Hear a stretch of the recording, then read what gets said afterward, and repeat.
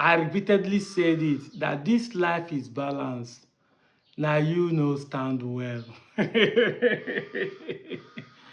And you know the funniest thing, I've said it that the biggest fool is someone who inherited his father's enemy without knowing the reason why his father has that enemy. In case you are following me for the first time, I remain Deputy Jesus. You can call me Professor Black and White, the perpendicular bisector. I set the pace between truth and false. Deliberately, I've been making videos and I decided to be making sure I have facts and evidence before I made a video. What I hate most in my life is lies. And like I said, if Nigeria truly want to get it right, we must start telling ourselves the truth. This is the reason why I'm speaking from the side of people lying against the Igbos. I've never stood up to say that Igbos are perfect or they're 100% okay. Yes, like every other family, Igbo has good and bad. I've asked this question in my video. I say, show me a family on earth that does not have one bad person in it. Show me a village that does not have an indigene that is a prostitute and an armed robber. Every village has son of the soil that is a prostitute and an armed robber.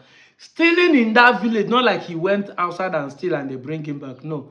Stealing in that village, that even the king of that village will know there is a prostitute among their daughters and there is a thief among their sons.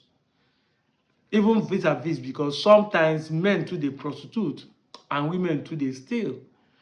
But when you leave a matter that is in your family and start lying against other people, that's what I don't like.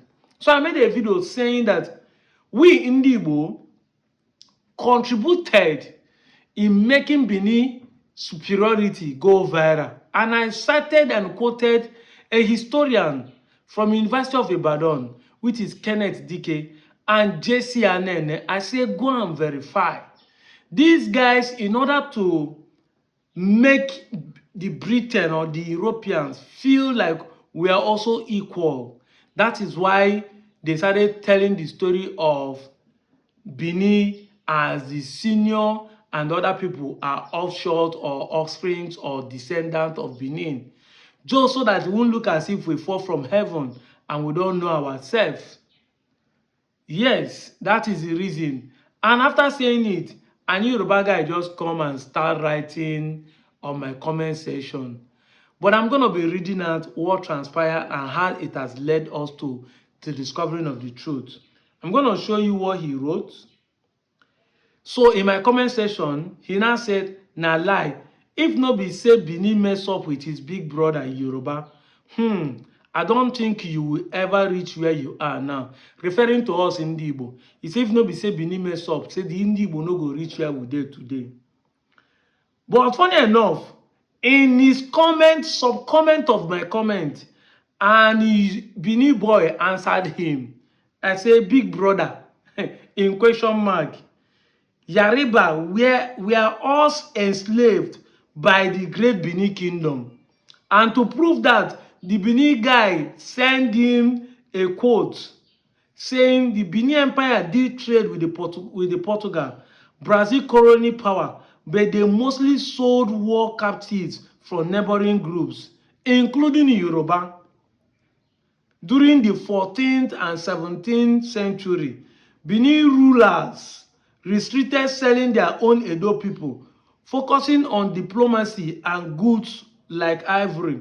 Yoruba presence in Brazil grew through the slave trade, not direct deals like Benin geopolitical ties. He want to come and fight in Igbo, but another Benin guy just deal with him. Just because he used the word big brother, he want to form superior. You see, the same superiority that the Benin want to fall on top of people is the same superiority Yoruba want to fall on top of people. And that superiority, it is what has been causing this tribal issue in Nigeria. But the same Benin guy just give him a fact. You understand me? The guy is fine with another proof.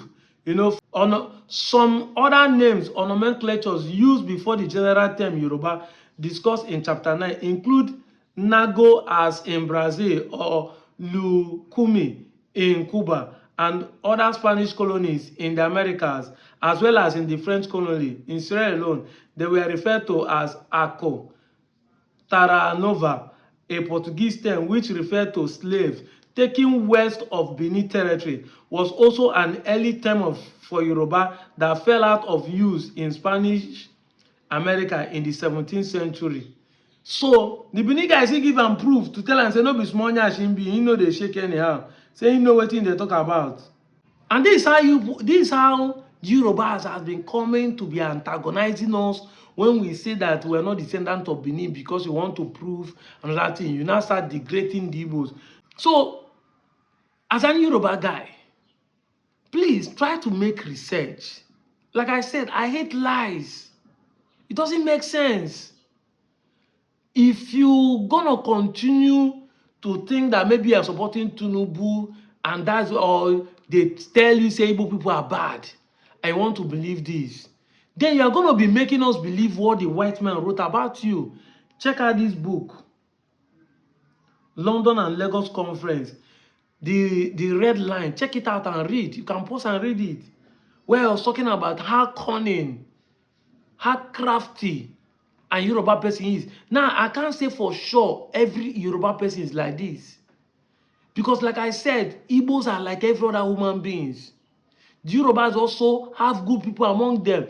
I'm a big fan of Dere Falo to me. I can't say that he's a cunning person. I'm a big fan of Fela Anikbola Kuti. I'm a big fan of Rufai Hussaini. They are Yoruba guys who are standing on their ground for the truth. So we can't generalize the issue. But when majority of you are doing this, it looks as if what they are saying is true. Do you see there's a trend going on Twitter where they are saying that the people who say that Lagos are smelling are not Igbos, but yet the Yorubas are dragging Igbo. One Yoruba guy just come out and say Igbo have been doing more than that. It is not Igbo women that drag Fashola to court to stop environmental sanitation of every last Saturday in Lagos State. Igbos have done worse, from bombing Lagos in 1966 to burning down Lagos in 2020 and SARS. So what is Lagos smelling? Somebody now asked him, which part of Lagos did Igbos burn in 1966? Did Ojukwu burn any? So somebody now asked him, did Ojukwu bomb anywhere in Lagos during the war? He said, was casino cinema in Lagos bombed during the war?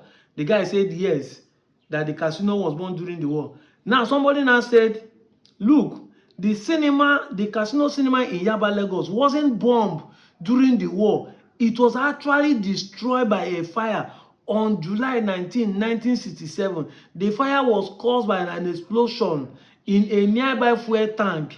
This incident occurred during the Civil War, 1966 to 1970, but it wasn't a direct result of bombing or military action against the cinema. Instead, it was an accidental explosion that led to destruction of the cinema.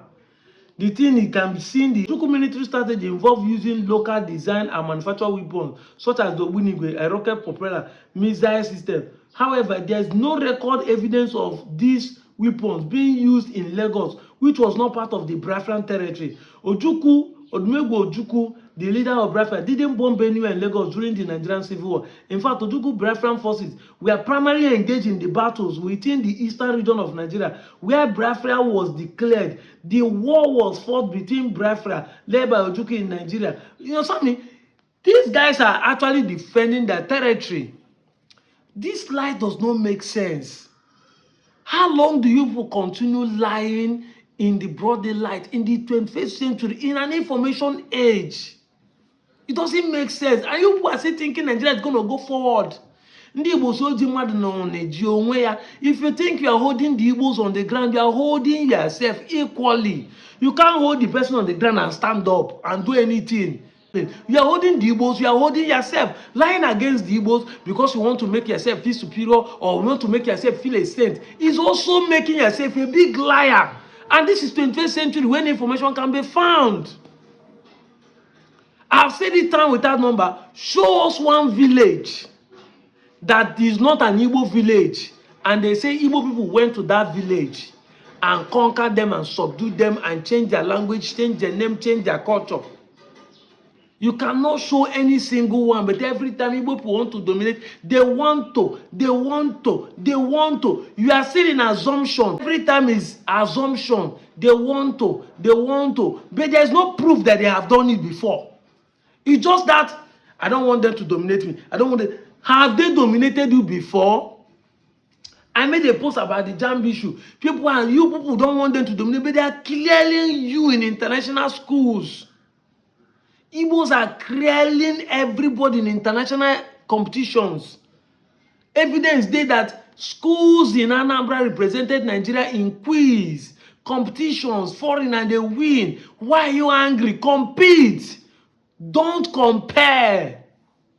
Compete. Stop criticizing. Stop condemning. Compete. You say the man did not build a school, but the man took a school from 26 to number 1. Given an award by the Nigerian government, given an award by the international body. He did well in education. And the effect is showing that they are clearing JAMB. You people intentionally want to truncate it because you don't want them to feel superior. Meanwhile, their result, they cancel these results. Igbo people don't go school. Yorubas are the highest graduate. Yet, for the last 10 years, evidence is showing that both WAEC, JAMB, and other things, Igbo children are clearing everybody. How long do we continue like this? How long? How long? It's just like when you go to America, the whites are competing in sport, but they know that sport is made for the black guys. Entertainment is made for the black guys. That's it. There are people that pass you, they pass you. That is it. You have to just compete. Don't compare. It is this comparing that's making you people to condemn. A child trained in criticism will end up condemning. We are supposed to be competing. We're supposed to learn from them and emulate. Compete. I'm out of here, John.